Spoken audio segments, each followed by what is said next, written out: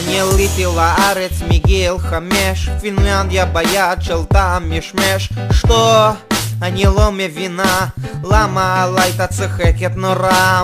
מה? אני אולפן כבר שנה, בלять.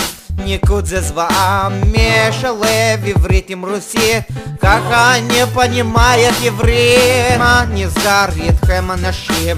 מקצרים תינוקות בולבולים, ועוד מה מביאים להם לפני שלוק יין אדום במקום וודקה וזר? למה אתם מספחים לי דברים?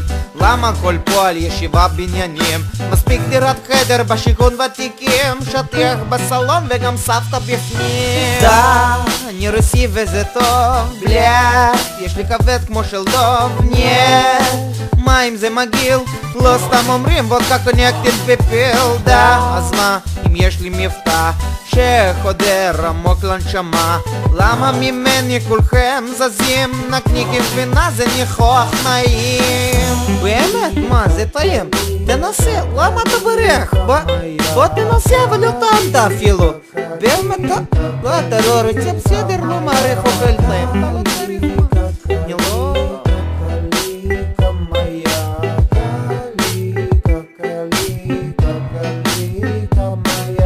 באתי להיות פה מנכ"ל של חברה עם לוק אסרטיבי וגם חליפה. לא יודע מה קרה, בסוף הייתי שומר בכניסה.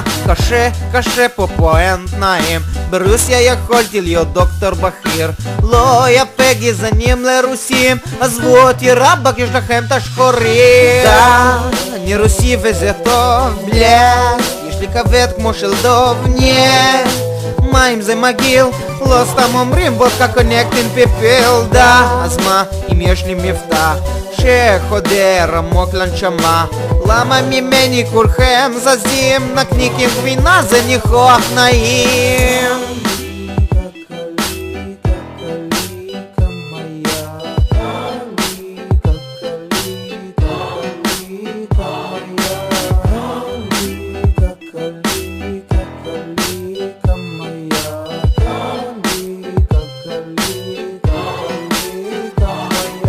ספר בדיחה לחימום אווירה.